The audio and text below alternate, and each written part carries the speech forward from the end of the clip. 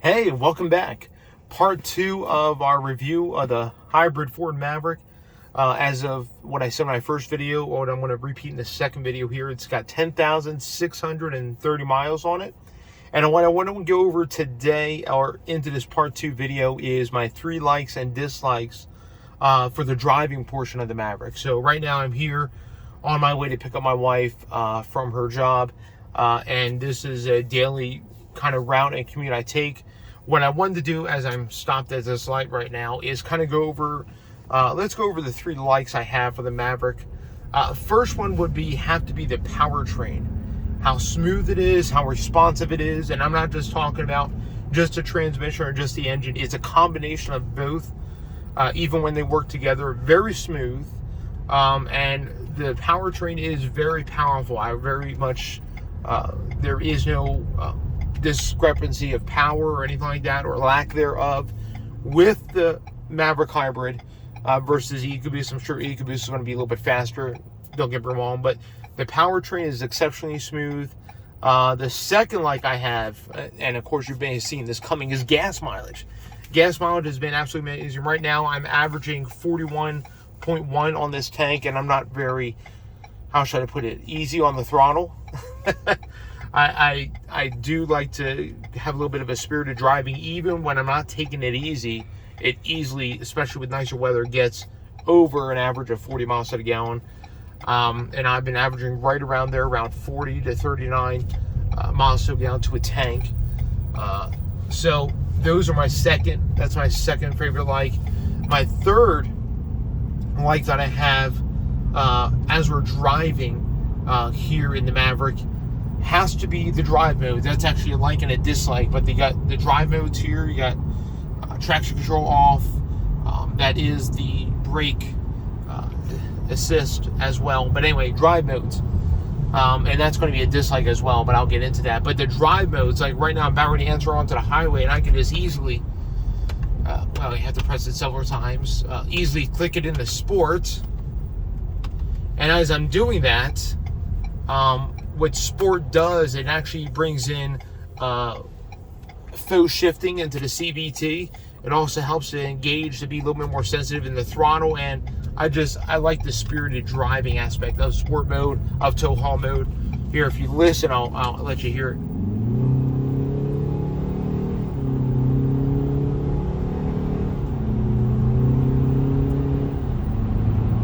And right now we're almost at 70.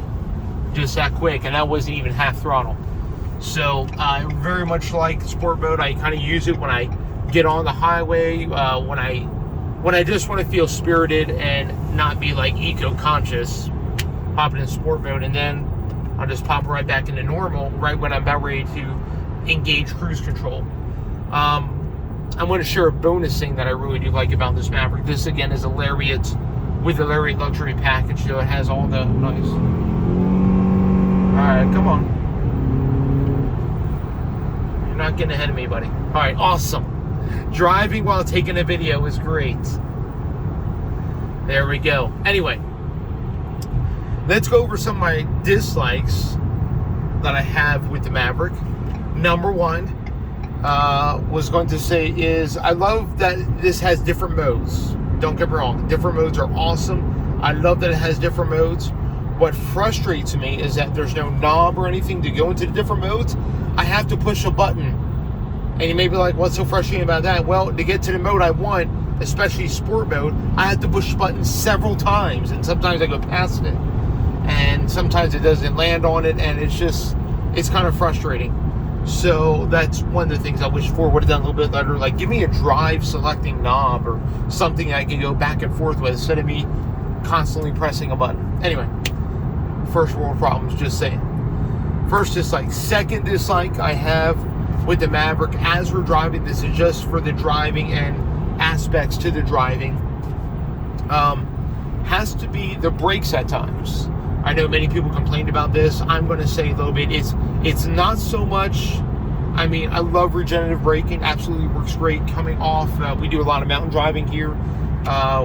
Me and my family go to Montana at least once a month, if not twice a month, coming up here. But coming down off the passes, and having it on cruise control, it just does regenerative braking coming off the pass. It's amazing. It's great.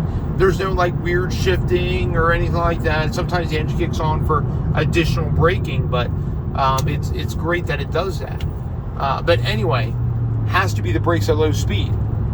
The brakes at low speed are very frustrating. Sometimes it's nice and gentle, and then other times it's like abrupt and it clamps down. It's just weird and crazy. Anyway, brakes at low speed can be a little frustrating, but other than that, they're not too bad. And then finally, one of my dislikes I have with the Maverick, you know, being up in this mileage, I would have to say, and I'm struggling to come up with a dislike, but it has to be the seats. Now, let me say this about these seats. These imitation ActiveX leather seats, well, imitation leather, are indeed comfortable. Out of the 3 seats I've tried, the XL, the XLT, and these are the most comfortable out of the 3 seats. The only issue I have with them is they're not perforated, and it's a solid kind of a backing and vinyl and all that. The issue I have is that when the weather's warm out and the sun is out and everything else, I can feel my back sticking to the back of the seats, even with the air conditioner on and everything else. It's not as extreme as some other seats I've been in, but it can be a little harsh. So again, those are my likes and dislikes. A bonus that I want to give that I want to give extra for this Maverick Hybrid has to be the adaptive cruise control. I had a Subaru Ascent before this. Subaru is known for their safety systems and for their eyesight and all that. It works really well. Ford system is another level better than Subaru, which I thought Subaru's was amazing. The Ford system for the adaptive cruise control for the lane centering works extremely well. Right now the adaptive cruise control is on. I got it set at 75. It's keeping pace with the vehicle ahead of me. If I wanted to, I could put lane centering on, and it actually does well at centering itself in the lane. It doesn't bob and weave, you know, bounce back and forth between the lane markers. Pretty great. Anyway, those are my quick highlights, likes, dislikes, and kind of overall general review of the Maverick Hybrid. And here at 10,636 miles. Awesome. So glad you could tune in. If you have any questions, comments, please leave those in the comments below. If there's questions, I would love to answer those. I'm very thankful for you guys, and we'll be seeing some more Maverick content. All right, you guys be blessed.